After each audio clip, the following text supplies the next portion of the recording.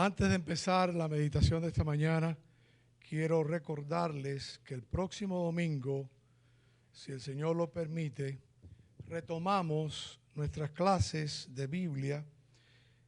La clase del doctor Rodríguez va a estar dirigida esencialmente al estudio de las doctrinas que nuestra iglesia cree. Si usted tiene, no importa los años que usted tiene de vida cristiana, es bueno refrescar siempre esos conocimientos y consolidarlos. Y la clase nuestra va a continuar el estudio del libro de Isaías. En este caso, empezamos o retomamos en el capítulo 35 y 36 del libro del profeta Isaías. Dicho esto, vamos a la palabra de Dios y quiero que ustedes me acompañen allí en el texto que ya leímos, en la segunda carta del apóstol Pablo a la iglesia de los Corintios, en el capítulo 1, versículo 5, porque ahí va a estar basada nuestra meditación. Dice la palabra de Dios: porque de la manera que abundan en nosotros las aflicciones de Cristo, así abundan también por el mismo Cristo nuestra consolación. Oramos. Padre, gracias por tu palabra, porque ella es la única verdad. Gracias por tu amor y tu misericordia. Aún en este mundo de aflicción y problemas, te tenemos a ti, Señor, como la fuente de nuestra consolación. Permite que podamos aplicar tu misericordia para consolar nuestras vidas en el tiempo de la angustia, en el tiempo de la aflicción. Lo rogamos en tu bendito nombre. Amén. No hay dudas que en los últimos 18 meses la humanidad ha vivido un terrible periodo de aflicción. Y es increíble que un organismo microscópico, invisible, ha puesto de rodillas al mundo. Y todos ustedes en mayor o menor grado han sufrido directa o indirectamente de la tribulación a causa del COVID. Qué triste, hay muchas personas que han perdido su vida quizás, y entre esas estoy yo. Algunos de ustedes han perdido familiares cercanos. Algunos han sido afectados directamente. No cabe dudas que esta ha sido una aflicción tremenda para la humanidad. Pero no es la primera vez que en la historia del ser humano, en la historia de la sociedad humana, hemos estado expuestos a esta gran tribulación. Y también en lo personal, en tu familia, en la vida de la iglesia, en la vida de este mundo que ha pasado de aflicción en aflicción, de tribulación en tribulación, que ha sido dañado, que ha sido afectado tremendamente. Muchas personas han perdido la esperanza porque no tienen a Dios en su corazón. Pablo, el apóstol Pablo, nos da una carta de consolación. La segunda epístola del apóstol Pablo, escrita a la iglesia de los Corintios, sin duda es una epístola altamente teológica, pero no es el propósito en esta mañana de hablar de la teología de esta carta, porque esta carta también es una carta profundamente personal.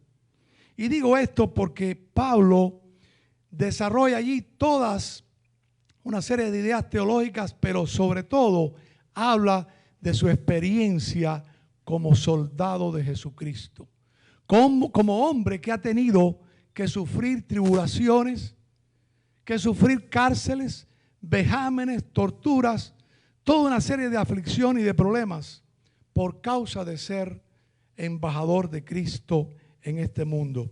Y él, como había pasado por esas aflicciones, podía hablarle por experiencia propia a sus hermanos de lo que también a ellos le estaba esperando, y también habían pasado por una serie de conflictos esta iglesia, que por cierto es una de las iglesias en el Nuevo Testamento más conflictivas. Pero la palabra de Dios nos quiere enseñar que nosotros, tú y yo, que hemos sido llamados para ser testigos de Cristo, indudablemente vamos a tener aflicción. Y es curioso porque la palabra aflicción viene de una palabra griega que es patema, derivada de la raíz patos. Y patos es una palabra muy conocida por los médicos, porque de ahí viene la palabra patología, que es el tratado o el estudio de las enfermedades, de los sufrimientos, de las preocupaciones, del dolor, de cualquier tipo de aflicción.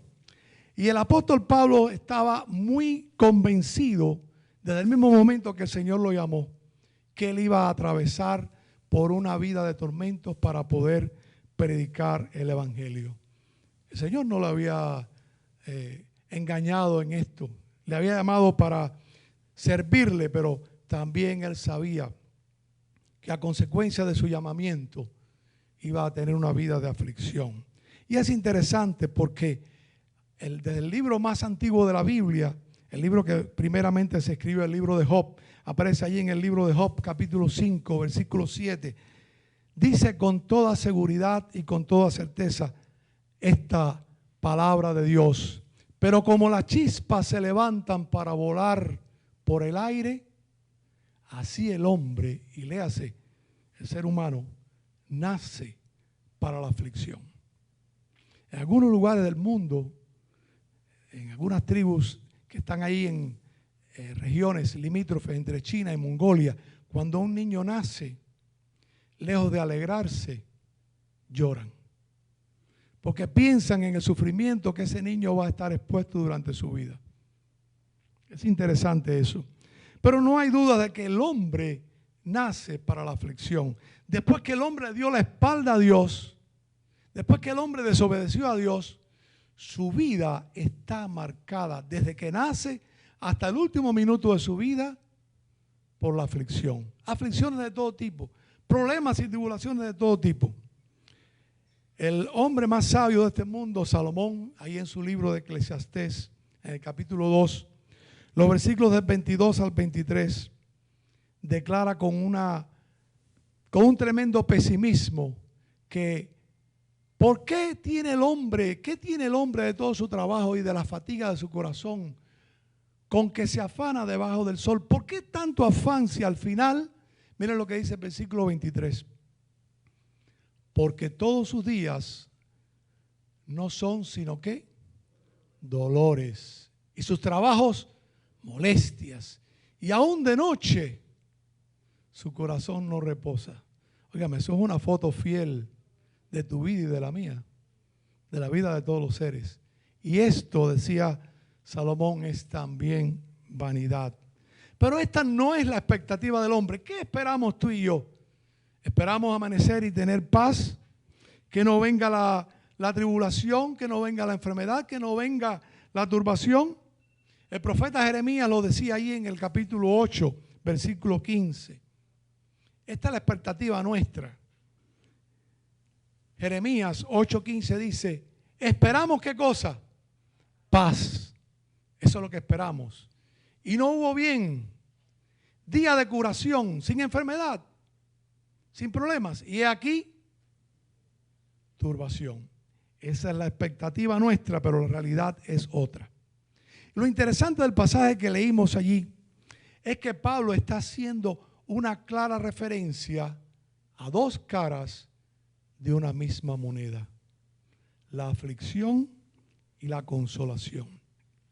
7 veces en estos 5 versículos que leímos aparece la palabra aflicción y 10 veces aparece la palabra consolación. ¿Cuál es la cara de la moneda que tú quieres mirar, que tú quieres tomar como parte de tu vida? El apóstol Pablo dice que él, ahí en el versículo 5, que así como habían aflicciones, también abundaban por el mismo Cristo nuestra consolación. Tú y yo tenemos que echar mano de esa consolación. Las aflicciones van a venir solas, pero la consolación tenemos que buscarla tú y yo por la presencia del Espíritu Santo. Y es interesante también el origen de esta palabra consolación. En el griego viene de paracaleos, consuelo, de donde viene la palabra paracleto. Y paracleto designa nada más y nada menos que al Espíritu Santo de Dios.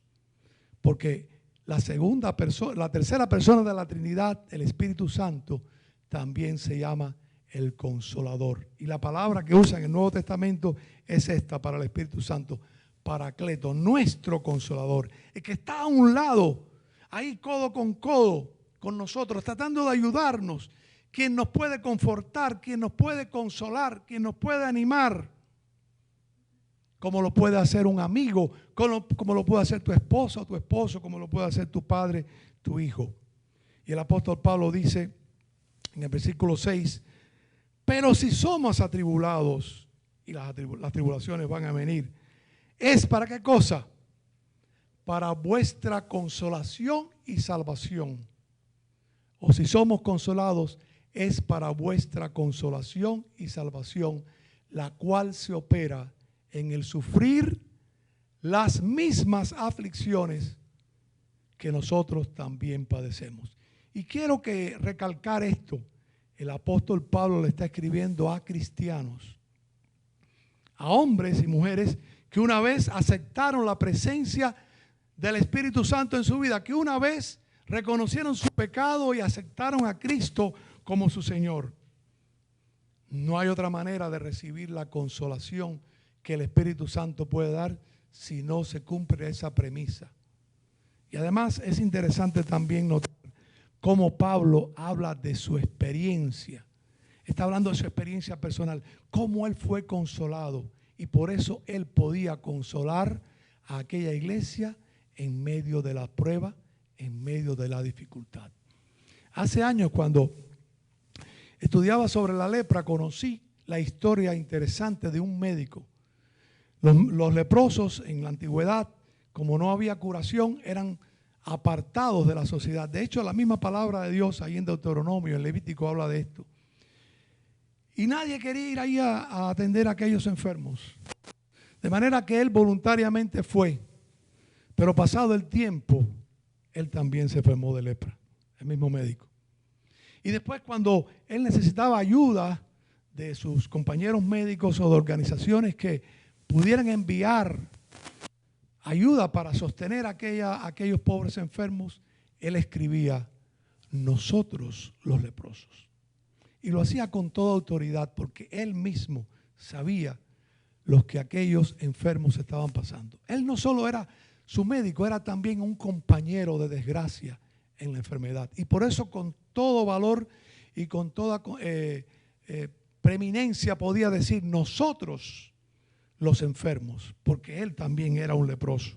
Así también conocí la historia, quizás ustedes la hayan oído, de un pastor luterano en la Alemania del gobierno de Hitler. Este pastor se levantó en contra de la política, de la locura, si se puede llamar, de este gobernador que se llamó Hitler. E inmediatamente fue puesto preso. De hecho, lo ahorcaron unos días antes, pocos días antes de que terminara la guerra. No pudo ver, fue muerto. Él se llamó Dietrich Bonhoeffer. Y él escribía desde la cárcel a su familia y a sus amigos, nosotros los presos. Lo podía decir con toda autoridad porque él estaba sufriendo lo que sufrían los presos. Y Pablo estaba hablando allí de las aflicciones y las tribulaciones. Aflicciones y tribulaciones que le vinieron sobre todo en Asia. Y él también habla de esto en la segunda carta que le escribe al apóstol, a su hijo espiritual Timoteo, el capítulo 1 de la segunda carta de Timoteo, versículos del 15 al 18. Y noten la intensidad de este mensaje porque aunque Pablo era un hombre definitivamente de Dios, sufría como tú y como yo las aflicciones. Y si en medio de las aflicciones las personas las cuales nos dicen que nos aman y de las cuales esperamos que nos ayuden, que nos conforten, nos abandonan, la tribulación ciertamente es fuerte. Miren lo que dice el apóstol Pablo.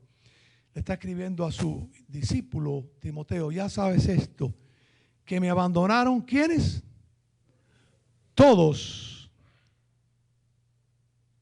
los que están en Asia, de los cuales son, cita ahí dos hermanos, Figelo y Hermógenes. Pero lean el versículo 16. Tenga el Señor misericordia ¿de quién? De la casa de Onesíforo. Ese fue el único que no lo abandonó. Porque muchas veces me confortó y no se avergonzó de mis cadenas. Y vean lo que dice el versículo 17. Sino que cuando estuvo en Roma, me buscó solícitamente y me halló. El apóstol Pablo podía hablar con toda autoridad. Podía decirle a aquella iglesia: ustedes están pasando por tribulación.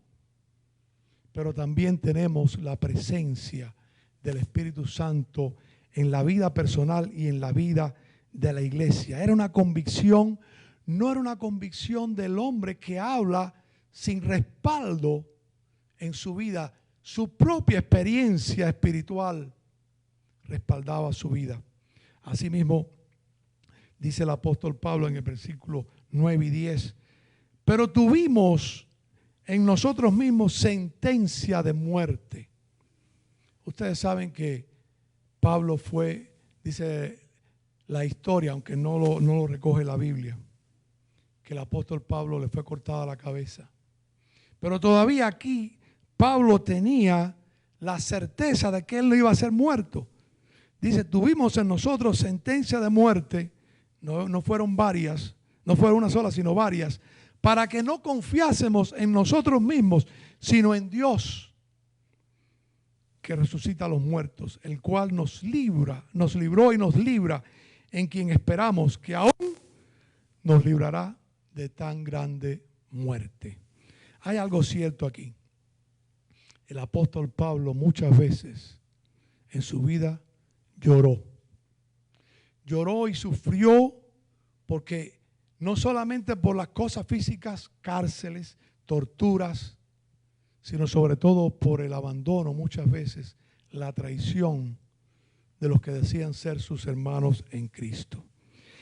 Y cuando uno lee las bienaventuranzas, llama la atención que la segunda bienaventuranza, que está ahí en el libro de Mateo, en el capítulo 5, versículo 4, hay una declaración del Maestro de Jesucristo, una declaración que parece extraña, que parece contraproducente. Y miren lo que dice allí: bienaventurados. ¿Usted sabe qué quiere decir bienaventurados? Felices 3 veces. Macarios en griego. Macarios. Bienaventurados, felices. ¿Quiénes? Los que lloran, porque ellos recibirán consolación. Pero para analizar este texto hay que analizarlo en su contexto. ¿A quién se está dirigiendo el Señor en ese momento? ¿A quién le está dando el Señor las bienaventuranzas? A sus discípulos. En el versículo 1 dice que sentándose sus discípulos alrededor de él, él les hablaba, les enseñaba. Jesús le estaba enseñando la ética cristiana, le estaba enseñando, los estaba capacitando para ser sus discípulos. Así que este llanto no se refiere a cualquier tipo de llanto. Jesús está hablando con sus discípulos y seguidores. ¿Y saben por qué? Porque a partir del momento en que una persona decide seguir a Jesucristo, necesita vivir acorde con la enseñanza del Maestro. En ningún momento el Señor dijo que la vida del cristiano iba a ser fácil. Y si hay alguien que predica otra cosa, créanme que está equivocado totalmente. En ninguna parte de la Biblia dice que todo va a ser color de rosa, que todo va a ser suave, que todo va a venir fácil para el cristiano. Eso no lo dice la Biblia. Lo que dice el Señor es que el Espíritu Santo nos va a consolar, va a estar allí. Y cuando una persona se aleja de Dios, como nos puede pasar a ti y a mí, si esa persona de verdad tiene la presencia del Espíritu Santo, esa persona va a llorar y va a clamar por el consuelo de Dios. Porque la persona que peca sabe que ha entristecido al Espíritu Santo, al Espíritu de Dios. Esa fue la experiencia de David. ¿Quién duda que David era un hombre de Dios? Pero todos nosotros, o la mayoría, conoce el gran pecado de David. Un pecado trajo la consecuencia del otro. Codició la mujer del prójimo, rompió con la santidad de la ley de Dios, cometió adulterio, traicionó la amistad de uno de sus mejores amigos, Urías Eteo, capitán de su ejército, que estaba allí al frente luchando por Israel, cometió homicidio y además intentó tapar el pecado. Hasta que vino el profeta Natán y le dijo, oye, y le dijo la famosa parábola, un hombre tenía muchas ovejitas, pero quiso tomar la de un pobre. Ese hombre merece la muerte. Ese hombre eres tú. Qué triste. Pero David se arrepiente y se arrepiente sinceramente y escribe ese salmo tan hermoso que nos habla del consuelo de Dios. Pero su salmo, su canto comienza con un llanto, un clamor intenso a Dios. Eso está en el Salmo 51:1. Ten piedad de mí. Y esta palabra incluye la misericordia de Dios al grado máximo. Oh Dios, conforme a tu misericordia, conforme a la multitud de tus piedades, borra mis rebeliones. Y el Salmo discurre hermosamente, pero quiero centrarme ahora en el versículo 11 y 12. Porque David fue sanado, fue consolado, pudo seguir su vida porque Dios lo consoló, Dios lo perdonó, porque él clamó con llanto, con un llanto genuino delante de la presencia del Señor. Y miren lo que dice ahí: no me eches de delante de ti y no quites de mí tu Santo Espíritu. ¿Por qué estaba atravesando la vida de David? Sentía que el Señor estaba retirándose, le estaba retirando la ayuda del Espíritu Santo, el Paracleto, el Consolador. No quites de mí tu Santo Espíritu. El único que puede consolar al cristiano en momentos de aflicción y de tribulación. El mismo Señor Jesucristo. Ustedes se han puesto a analizar muchos de los milagros del Señor Jesucristo. Antes de hacer los milagros, la mayoría de las veces el Señor actuó consolando, confortando. Y voy a poner dos ejemplos. El primero está en Mateo 9:22. Ahí se nos narra la historia que también ustedes seguramente conocen. Una mujer que hacía muchos años, por lo menos 12, estaba con flujo de sangre. Dice el evangelista Lucas que había gastado todo su dinero en los médicos y los médicos no habían podido curarla. Pero aparte de la aflicción que significaba para su cuerpo, para una mujer era estigma, era considerada inmunda que fuera con sangramiento a algún lugar. Se la consideraba inmunda ya de hecho por eso. Así que podrán imaginarse, la pobre mujer ni siquiera saldría de su casa, pero ella se enteró que Cristo venía. Y ni siquiera tuvo, porque sabía que la sociedad la iba a criticar, la iba a apartar del Señor. Casi sigilosamente se acercó ante la multitud y tocó el manto del Señor. Y cuando tocó el manto del Señor, Jesús dice, el evangelista Mateo, que se volvió y la miró, la individualizó, la personalizó. Porque ¿sabes qué? Dios trata contigo y conmigo de tú a tú. Dios trata contigo y conmigo de tú a tú. Así que cuando tú tengas algún problema, es bueno que otros oren por ti, lo hacemos, pero tú tienes que tomar la delantera. Tú tienes que tomar la iniciativa y arrodillarte y reconocer, llorar, pedir clemencia y pedir consolación. Y miren las palabras que dice el Señor. ten ánimo. Parecen palabras sin sentido. Aquella mujer, ¿qué ánimo tendría? ¿Qué ánimo podría tener? Pero antes del milagro Jesús le dice, ten ánimo. La consuela, la conforta y le dice, hija, tu fe te ha salvado. Qué experiencia más hermosa, qué fe la de esa mujer. Cuánto necesitamos de esa fe. Pero quiero poner también el ejemplo, el segundo ejemplo. La viuda de Naín está ahí en Lucas 7:13. Esta es otra mujer que había perdido al esposo. No sabemos cuántos años. Pero también una viuda, en aquel momento no había servicio social. No había ayuda. Si no tenía un familiar que la ayudara, no podía tocar la puerta de Social Security y decir, yo soy viuda, tengo un niño que atender. Y ahora su único hijo de 12 años también muere. Dicen los psicólogos y los psiquiatras que el dolor más grande, y yo lo creo así, que puede experimentar un ser humano es la muerte de un hijo. Usted puede enterrar a su papá, usted puede enterrar a su mamá, a otra persona y lo hace con dolor, es duro.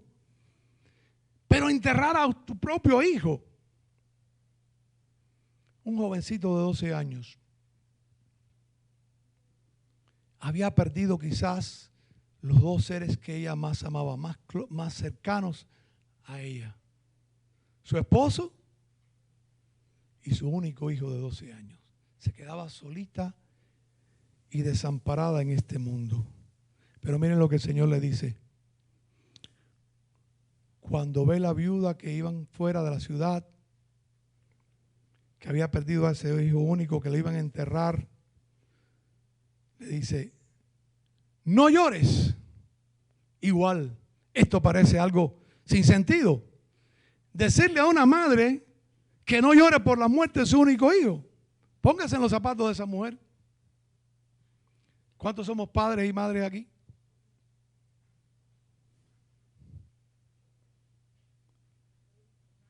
¡Qué dolor más terrible! Y Jesús le dice primero, no llores, la consuela. Y después que la consuela y después que la anima, es entonces que hace el milagro de resucitar a su único hijo. En todas estas escenas, la proximidad, el contacto con Jesús es la clave del milagro. Me impresiona mucho una pintura del famoso pintor holandés Rembrandt, que por cierto pintó muchas escenas bíblicas. Pintó la cruz, pintó el hijo pródigo, pintó muchas cosas sobre la Biblia y otras cosas.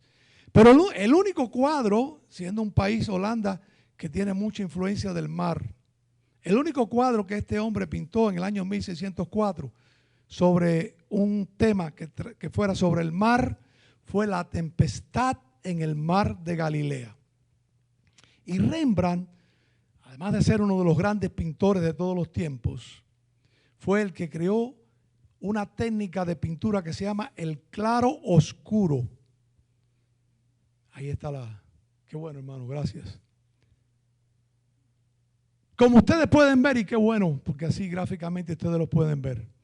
Este cuadro refleja la intensidad del momento de la tormenta. La barca está encima de una ola. No podemos hacer un zoom, un acercamiento. Pero los que están lejos de Jesús, allá en la proa, que están afanados tratando de resolver el asunto de las velas y que no se hunda el barco, sus rostros reflejan temor, pavor. Están lejos de Jesús, no están cerca de Jesús. Sin embargo, si usted pudiera, y después lo puede hacer en su casa, los que están cerca a Jesús, acá en la popa, en la parte de atrás, ellos tienen paz, ellos están tranquilos, porque la proximidad, la cercanía con Jesús les da ¿qué cosa? Seguridad y paz. Hermanos, El Señor Jesucristo nos ha preparado para una misión. A ti y a mí, no estamos aquí por gusto. Nuestra misión es predicar el Evangelio. Cuando el Señor preparó a sus discípulos, ese mensaje que Él le dio a sus discípulos, en esa conversación tan personal que se describe en 3 capítulos o 4 del Evangelio de Juan, Juan 15, Juan 16, 17 y 18, esos 4 capítulos. El Señor está hablando tú a tú con sus discípulos y le está diciendo todo lo que va a venir, porque era la única manera de prepararlos para la obra que Él quería que sus discípulos hicieran. Y por supuesto no podemos leerlo todo. Yo les animo a que lo lean, pero quiero sacar de ese pasaje estas palabras tan hermosas, y con esto quiero dejarles en esta mañana esta meditación para ustedes. Juan 16, 33. A manera de conclusión, allí el Señor les dice a sus discípulos: estas cosas os he hablado para que en mí tengáis paz. Pone la paz primero. En el mundo tendréis aflicción. El Señor da por descontado. No oigas a esas personas que dicen que el hecho de ser cristiano vas a prosperar siempre, no vas a tener problemas, no vas a tener enfermedad. Eso no está. Ese mismo Señor Jesucristo lo dijo. Ustedes en el mundo van a tener aflicción.